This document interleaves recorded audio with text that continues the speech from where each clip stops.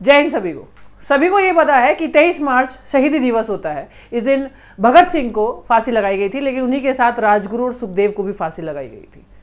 ये तमाम बातें हमें पता है कि भाई भगत सिंह जो थे वो एक बहुत क्रांतिकारी इंसान थे। जलियांवाला बाग जो था वो उनके दिमाग में ऐसा बैठ गया था कि वहीं से पहली बार उन्होंने सोचा था कि भाई मैं अपने, बहुत नारे वारे तो सुनते रहते थे कि मैं अपने देश के लिए लड़ूंगा। 1919 की बात है ये, जलियांवाला बाग के अंदर वो घुस गए थे भगत सिंह। लेकिन 23 साल की उम्र में वो फांसी चढ़ गए थे। जिस 23 साल की उम्र में कोई भी आज के टाइम पे अगर बच्चा मैं बोलूँ तो नौकरी के बारे में सोच रहा होता है, नई बाइक के बारे में सोच रहा होता है, नई मोबाइल के बारे में सोच रहा होता है, या कहीं ना कहीं रिलेशनशिप में होता है, या रिलेशनशिप के प्यार मोहब्बत में, डिप्रेशन में या होता है, या डूबा रहता है, या उसके साथ घूम रहा होता है। उस 23 साल की उम्र में भगत सिंह फांसी पे चढ़ गए थे, बिल्कुल ऐसे जैसे कोई औरत गहना पहन रही हो और उसको चूम रही हो, जैसे सोने का गहना हो, इस तरह से वो फांसी का फंदा लेके चूम के तीनों फांसी पे चढ़ गए थे। लेकिन यहाँ पे ना हर बार जब भी शहीदी दिवस होता है तो एक सवाल और उसके साथ जुड़े हुए कई सवाल हर साल आते हैं, क्योंकि इतिहास कहीं ना कहीं हमेशा अपने आप को दोहराता है एक त्रासदी की तरह। तो बार बार एक सवाल बार बार हमारे सामने आता है कि क्या भगत सिंह की जो फांसी थी वो टल सकती थी? क्या भगत सिंह को फांसी पे चढ़ने से रोका जा सकता था, या भगत सिंह फांसी पे चढ़ना ही नहीं चाहते थे, या कोई था जो कुछ कर सकता था? ये तमाम बातें, और भगत सिंह की ही नहीं, साथ साथ राजगुरु और सुखदेव की भी फांसी टलती साथ साथ। तो ये सारा का सारा जो निशाना है वो एक ही जगह संकेत करता है, और वो है महात्मा गांधी। आप सभी ने बचपन से एक बात सुनी होगी कि भाई गांधी ने भगत सिंह को क्यों नहीं बचाया। जानिए असली सच, ये बहुत जगह होगा। तो क्या बहुत आसान भाषा में समझेंगे कि ऐसा क्या था। सबसे पहली बात तो ये कि गांधी जी जब दांडी मार्च कर रहे थे तो उस दौरान उनको मतलब जो कानून था नमक का, उसे तोड़ने की वजह से उनको जेल में डाला गया था। तो जब उसको तोड़ने की वजह से उनको जेल में डाला गया था 1930 में, ठीक है। तो जब उनको जेल में डाला गया था तो जनवरी में उनको जेल से रिहा किया गया। जब जनवरी में उनको जेल से रिहा किया गया था तो बिना किसी शर्त के उनको जेल से रिहा कर दिया गया था। तो गांधी जी उस टाइम ये समझ गए थे कि मेरे किसी भी आंदोलन करने से अंग्रेजों को फर्क पड़ता है और मैं इनसे अपनी बातें मनवा सकता हूं। इसके बावजूद भी गांधी जी ने भगत सिंह की फांसी के बारे में एक बार भी बात नहीं की और कहा नहीं की। गांधी जी और इरविन के बीच में Irwin pact, Gandhi Irwin pact के बारे में बहुत बार सुनते हैं, ठीक है। उस टाइम गांधी और इरविन के बीच में, वाइस रॉय थे इरविन, इनके बीच में ना एक समझौता हुआ था, एक पैक्ट साइन हुआ था। उस पैक्ट में साइन हुआ था तो गांधी जी ने क्या बोला था कि भाई जो लोग उस टाइम पे शामिल थे उनको पहली बात तो रिहा किया जाए, ठीक है। तो ये जो पैक्ट था ये इसमें लिखा था कि भाई जो लोग शामिल थे उसमें उनको रिहा किया जाए, ठीक है, और जो भी संपत्ति जब्त हुई है उनको वापस दे दी जाए, है ना। और आगे चल के ये इस तरह का कोई भी मूवमेंट हम लोग चालू नहीं रखेंगे, ये बातें हुई थी। लेकिन जब ये पैक्ट साइन हुआ था, आज 92 साल हो गए, जब ये दैनिक भास्कर की ये कटिंग मैंने लगा रखी है, जब ये पैक्ट साइन हुआ था तब कहीं पे भी भगत सिंह की फांसी को टालने की बात नहीं की गई थी।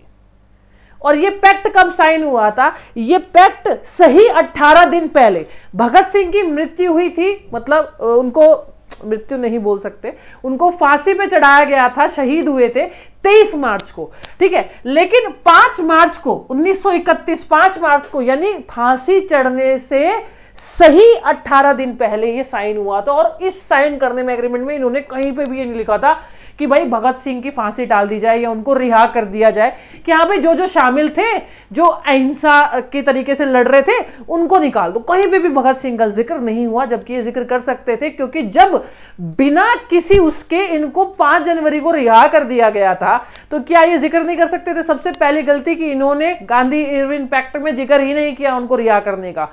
दूसरी गलती इनकी सबसे बड़ी ये है कि जब भगत सिंह को फांसी चढ़ाई जा रही थी, ऐसा एक किताब में लिखा है, the trial of Bhagat Singh, ठीक है, जो एजी नुरानी ने लिखी है, ये किताब आज भी मार्केट के अंदर है। उन्होंने ये लिखा था कि भगत सिंह के मरने से कुछ घंटे पहले, भगत सिंह को 24 मार्च को फांसी दी जानी थी, लेकिन सारे के सारे अंग्रेज डर गए थे, क्योंकि इस बात पूरे देश के अंदर फैल गई थी और हंगामा होना तय था। तो इसलिए 24 की जगह 23 मार्च को उनको फांसी लगाई जा रही थी। उसके कुछ घंटे पहले गांधी जी एक पत्र लिखते हैं अरविंद को, और उस पत्र के अंदर क्या लिखते हैं, उस पत्र के अंदर ये लिखते हैं कि देखो, भगत सिंह की फांसी से पहले महात्मा गांधी ने एक पत्र लिखा था। उसमें इतना ही लिखा था कि भगत सिंह को फांसी ना दी जाए तो बेहतर होगा, है ना। जैसे हम कोई चीज, जैसे ना हम किसी से दहेज मांगे कि हाँ जी गाड़ी दे दोगे तो बेहतर होगा, ना दोगे तो मर्जी है, मतलब तुम तो सामने से एक तरह से ना ऐसे मतलब टाल मटोलने वाली बात है। कि उसमें इतना ही लिखा था कि भगत सिंह को फांसी ना दी जाए तो बेहतर होगा, ठीक है। फांसी को टालने के लिए उन्होंने कोई जोर नहीं दिया था। उन्होंने ऐसे नहीं बोला था कि गांधी जी ने ये नहीं बोला था कि भगत सिंह की फांसी भाई टाल दो, और नहीं टालोगे तो देश दुनिया में विद्रोह हो जाएगा। ये नहीं बोला था कि मैं भगत सिंह के पीछे खड़ा हूं और अगर तुम भगत सिंह को फांसी नहीं दोगे तो हम इस तरह के कितने ही सारे मूवमेंट, कितने ही सारे आंदोलन चलाएंगे और दूसरे तुम रोक नहीं पाओगे, शांति से आंदोलन चलाएंगे। आंदोलनों को तो पता ही था अंग्रेजों को कि शांति से चलाते हैं। ये नहीं बोला था कि भाई हम आंदोलन चलाएंगे या मैं पीछे खड़ा हूं, क्योंकि महात्मा गांधी की बातें काफी बार अंग्रेज मानते थे, ये महात्मा गांधी को पता था, ठीक है। 5 मार्च 1931 को उन्होंने जो समझौता किया था उसमें फांसी को टालने की शर्त शामिल नहीं थी। 2 सबसे बड़ी गलती। लोगों को ऐसा लगता है, सबको ऐसा पता है कि हाँ गांधी जी फांसी टाल सकते हैं, लेकिन टाली नहीं। आज मैंने आपको बताया कि वो 2 सबसे बड़ी गलती। पहली गलती, 18 दिन पहले जो एग्रीमेंट इन्होंने साइन किया था उसमें फांसी का जिक्र नहीं था, और मरने से पहले जो लेटर भेजा था उसमें बोला कि हाँ टाल दोगे तो ठीक होगा। लोग ऐसा कह रहे हैं, इसमें एक चीज और नहीं लिखी, उसमें लिखा हुआ था, वो लेटर नहीं दिखा सकते गवर्नमेंट की वजह से, न्यूज चैनल वाले दिखा सकते हैं उस लेटर को, न्यूज चैनल वाले दिखाते भी, हम अलाउ नहीं है।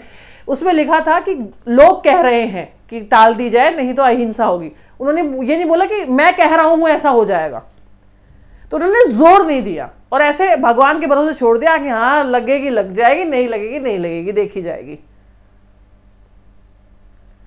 तो मतलब वो वाली बात थी, वो मियाँ मतलब बीच का रास्ता है ना, मध्यम प्रतिप्रदा, बीच का रास्ता हो गया, ठीक है, नहीं हुआ तो भी ठीक है, मतलब अपना बचाव। गांधी जी को अगर मैं साफ बोलूं तो इतना खौफ था कि जब भगत सिंह मरे थे तो उनके मरने के 3 दिन बाद कराची अधिवेशन था। लोग इतने गुस्सा थे कि गांधी जी को उनके पिता को साथ में ले जाना पड़ा था ट्रेन में, काले झंडे दिखाए थे, ये था। और राजगुरु भगत सिंह और सुखदेव जी को हम आज भी याद करते हैं। और भगत सिंह की एक लाइन थी कि बम और पिस्तौल से क्रांति नहीं आती, यानी सीधी सी बात है, ये हिंसा वाले इंसान थे ही नहीं। आप कभी इनके बारे में पढ़ो तो आपको ऐसा लगता है मूंछों पे ताव डाल लो, ऐसे बाल कर लो, ऐसे कर लो और पिस्तौल रख लो। आजकल के लोग क्या करते हैं, पिस्तौल और मूंछों पे ताव और अपने आप को भगत सिंह से कंपेयर करते हैं। भाई भगत सिंह ऐसे थे ही नहीं। भगत सिंह ने तो खुद कहा था, सबसे फेमस कोटेशन है इनकी, कि बम और पिस्तौल से क्रांति नहीं आती, क्रांति की तलवार विचारों की शान पर तेज होती है। यानी आपके जो विचार है वो सबसे महत्वपूर्ण है, ना कि हथियार। तो इसी के साथ में आज का सेशन जो है वो खत्म होता है, और ऐसी नॉलेज वाली वीडियो मैं लेके आती रहूंगी। अगर आप चाहते हैं तो हमारे science by Priya ma'am application Google play से डाउनलोड करके आप ज्वाइन कर सकते हैं और कोड लगा सकते हैं भगत सिंह की शहीदी दिवस पे माँ100 कोड लगाइए, माँ100 आपको 60% डिस्काउंट मिल जाएगा। और एक वीडियो अभी रिलीज होने वाली है शॉर्ट्स में, जो आप सभी देखिएगा, कि भगत सिंह की मृत्यु के बाद उनके शरीर का क्या हुआ था। यह भी एक बहुत बड़ा क्वेश्चन है जो मैं आपको एक छोटी सी शॉर्ट्स वीडियो में बताऊंगी। हो सकता है उसे सुनने के बाद आपका खून खौल जाए, तो इंतजार करिएगा, वो वीडियो भी आपके सामने आने वाली है। तब तक के लिए बाय बाय, जय हिंद, जय भारत।